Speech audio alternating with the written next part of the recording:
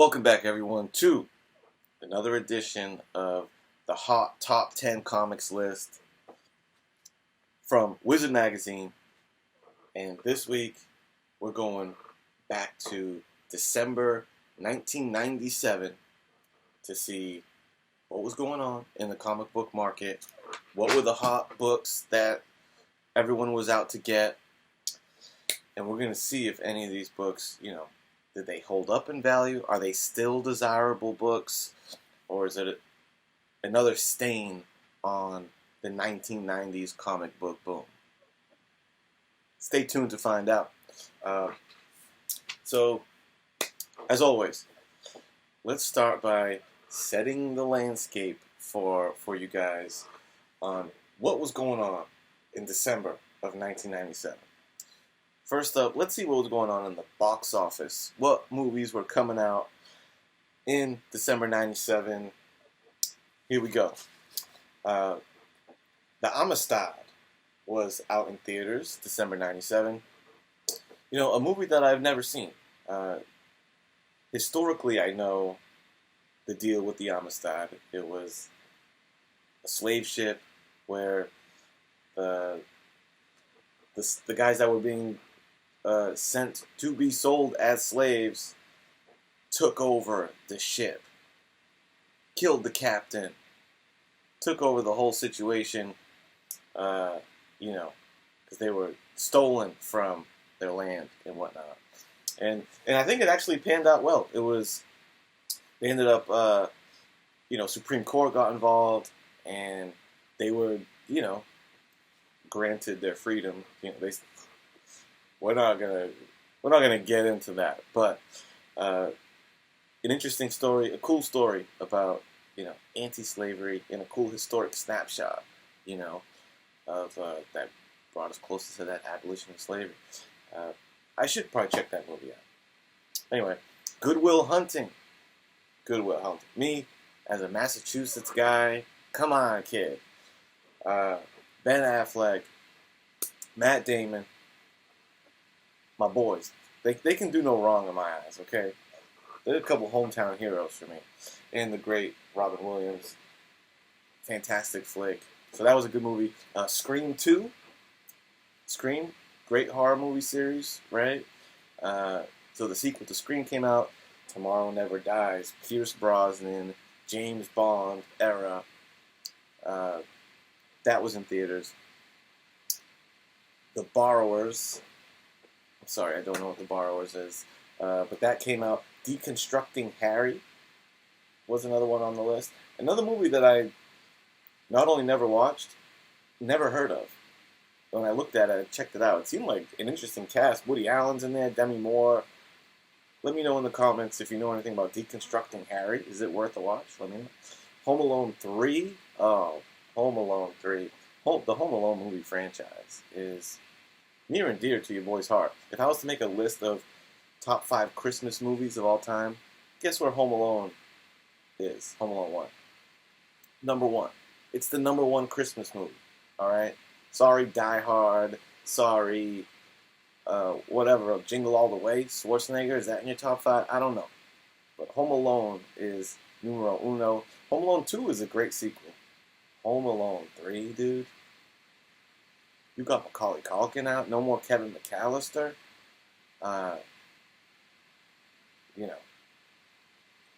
That movie sucks, I'm sure.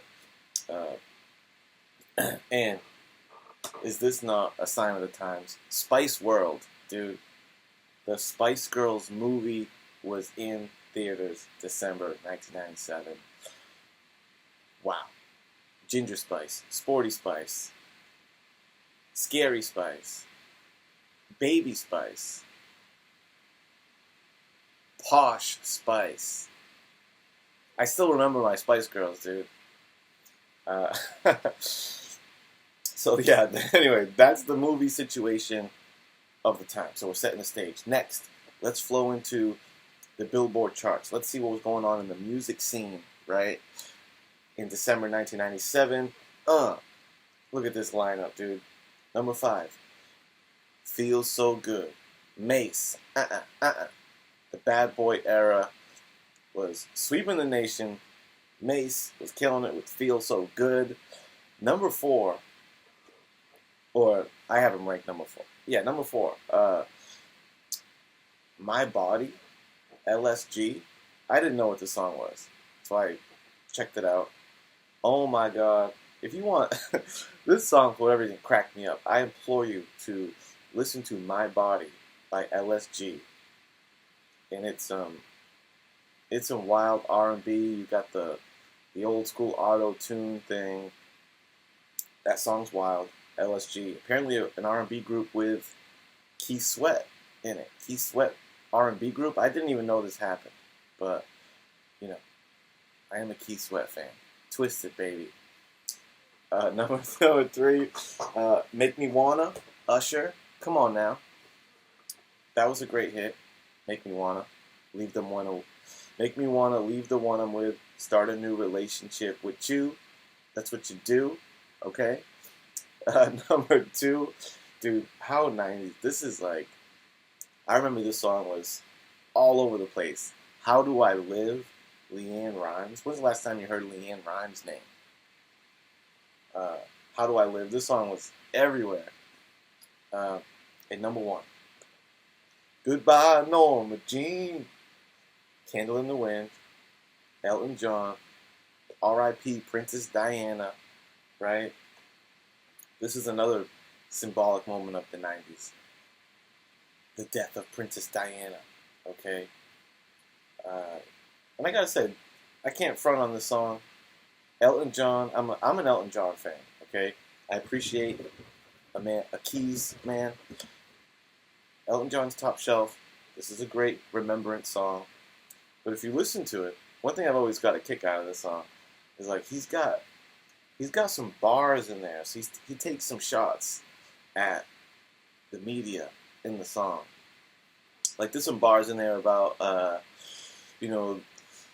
the paparazzi was hounding you, and they compared you to Marilyn Monroe, being found in the nude, da-da-da.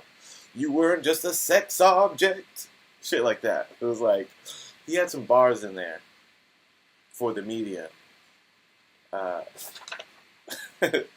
the death of Princess Diana. So, boom, we've set the landscape for December 1997. Now, let's get into these books, y'all. Okay, what are we going to get? I will say, in true 90s fashion, a lot of number ones, okay? A lot of number ones. But not the first book. Coming in at number 10 on the hot list, Hulk number 449. Incredible Hulk 449.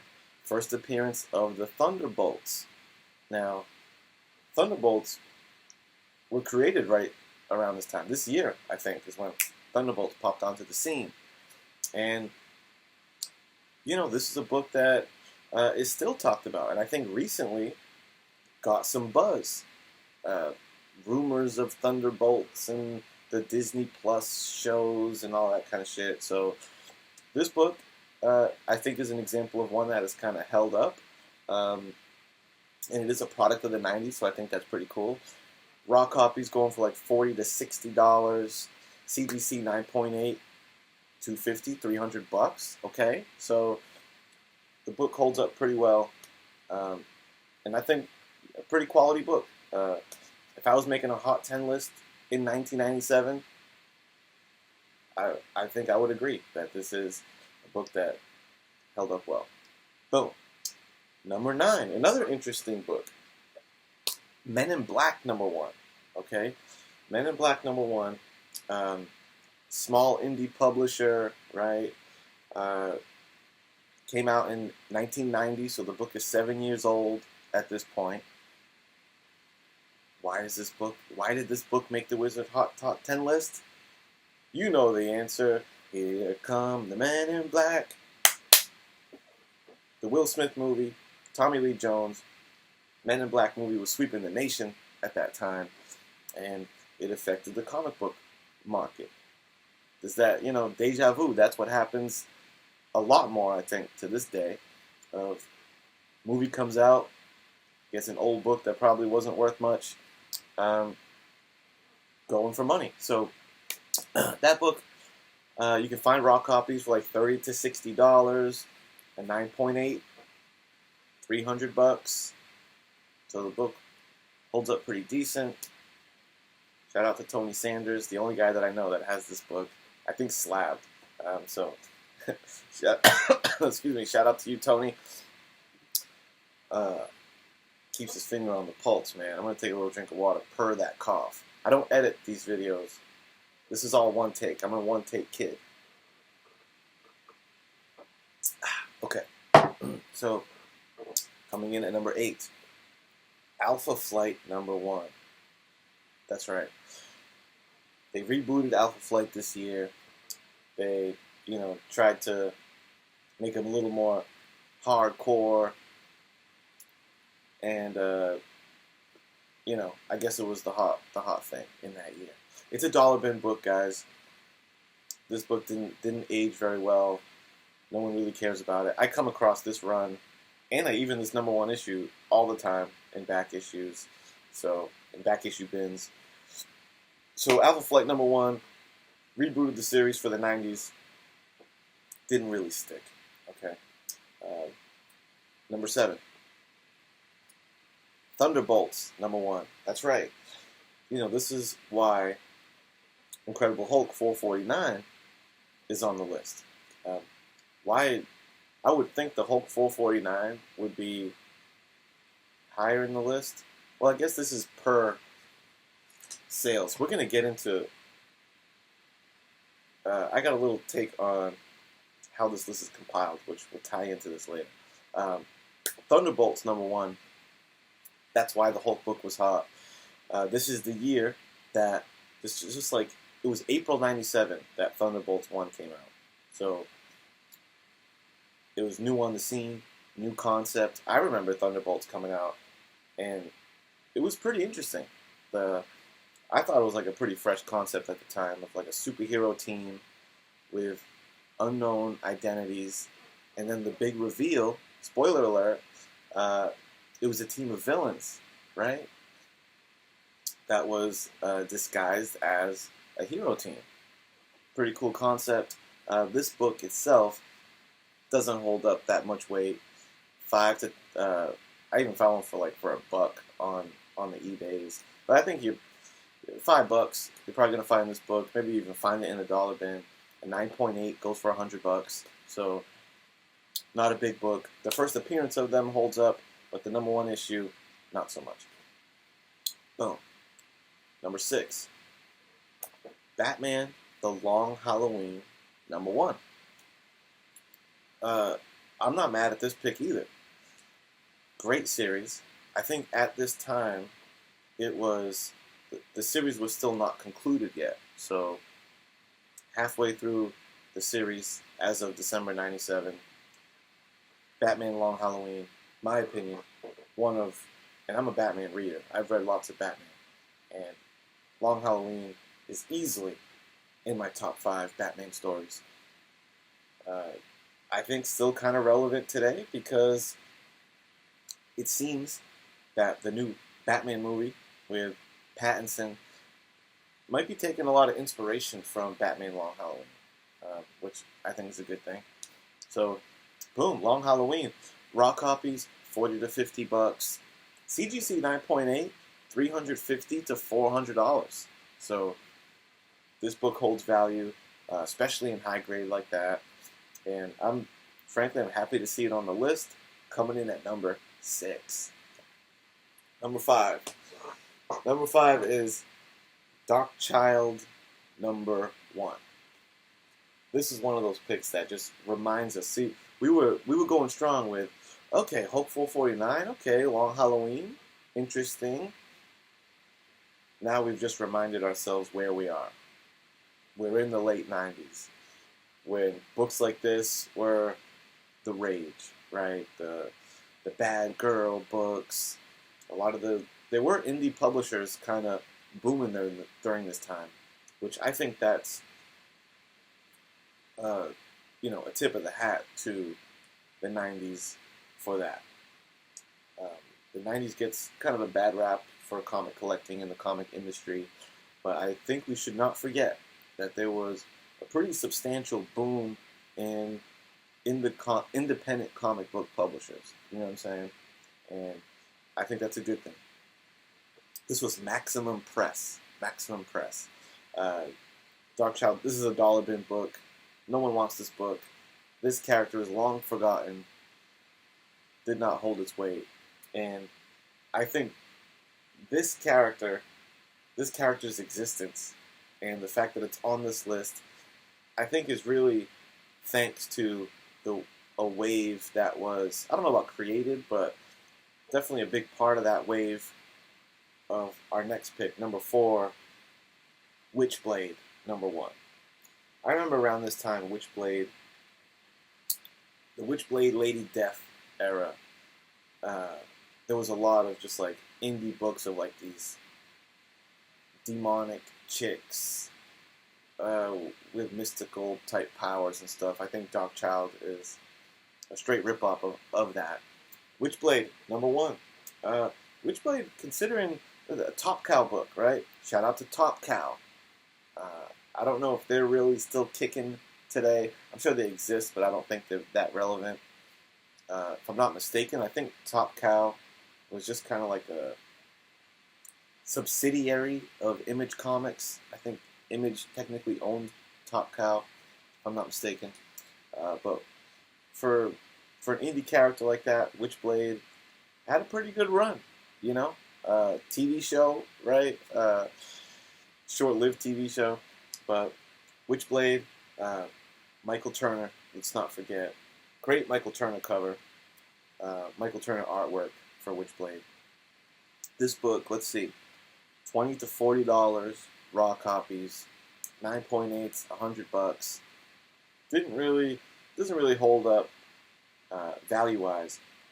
I think maybe largely because this is not her first appearance. Well, maybe not, because her first appearance is this Psyblade She one-shot. That's the first appearance of Witchblade. But I don't really think that goes for much money either.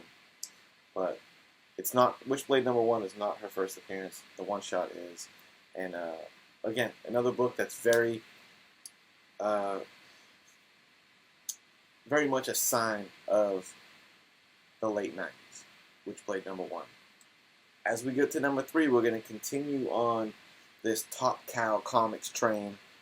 And when I think Witchblade, I also think Darkness. That's right. Darkness number 1. This guy was a pretty big deal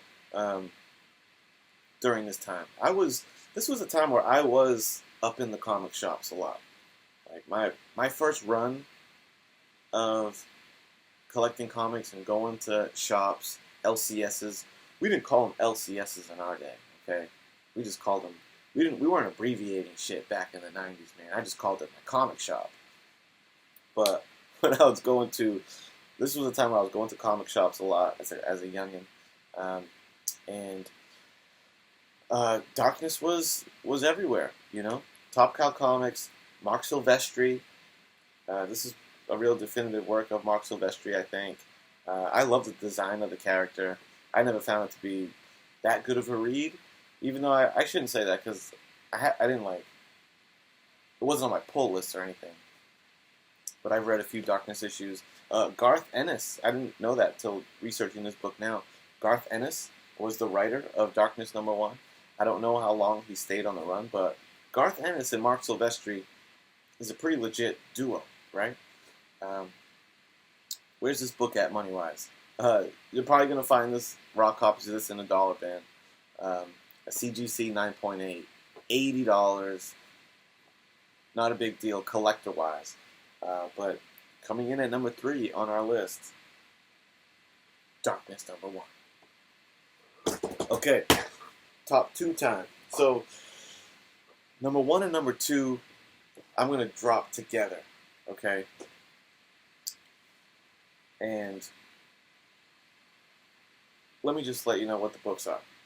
The number 1 and number 2 on this list is JLA number 1 and JLA number 2. Okay. Grant Morrison run. This is another book that I remember seeing all over the place during this time when I was going to shops. And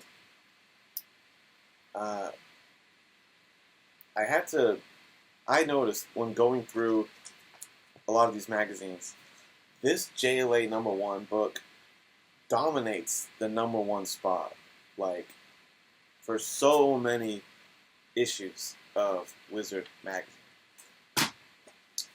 It was, from the stack I was going through, it was tough to find a magazine issue that JLA #1 was not #1 on it. And I found that interesting because, you know, this book, collector-wise, value-wise, is pretty insignificant, right? You're going to find this for a couple dollars, probably a dollar bin. No one's grading it. No one cares, right? And seeing this book on the top list for so many times in a row, it just got me thinking about the process in which these Wizard lists are compiled. And because they say that they check in with a bunch of retailers to get this information, and that's, you know, how they compile the list of what's selling the most, I guess. Now, when I looked on, I did more research this episode, guys. That's why this video is a little longer. I'm trying to give you more information. When I looked up this book on Comic-Con to find, like, the print run, it was 100,000 copies sold in the month that it came out. And it was not the biggest selling book. It was, like, not even close. It was like the number 7, number 8 biggest selling book in the month that it came out anyway. And it got me thinking of, like, one thing that seems to me like a book that, you know, they probably got a lot of copies. And if I'm conspiracy theory, if I put my tinfoil hat on and I'm checking in with comic shops and they got a shit ton of that JLA issue run sent to them. And a lot of times, one thing that you go into a comic shop and you'll notice, like, these big #1 issues, they're always, like, you can always find them for the most part. Like, on a big tentpole thing like JLA, they have more than enough copies and they often don't sell them all out. So I wonder, I can't help but think of, like, did they have lots of copies of JLA that they had to move, you know? And was theirs in cahoots? Was Wizard in cahoots with these guys, or were they none the wiser? And were the retailers being like, "Oh, JLA #1 is hot, man. It's flying off the shelves. Everyone wants this book." Meanwhile, they got boxes of the shit that they need to move, and they got Wizard saying every month, because, dude, every month for, like, the whole year, for, like, a year or two, it seems, JLA is, like, #1, #2. Was there an agenda? Okay, that's what I want to know. I'm going to look into this. Okay, I'm going to put my sources out. I'll get to the bottom of this conspiracy for you. Stay tuned for that. There you go. JLA #1, #2. I thought a pretty fun list. Pretty reflective of the time. I hope you enjoyed. I will see you next time on the next edition of the Hot Top 10 list from Wizard Magazine. Thanks for watching. Like, subscribe, all that stuff. Peace.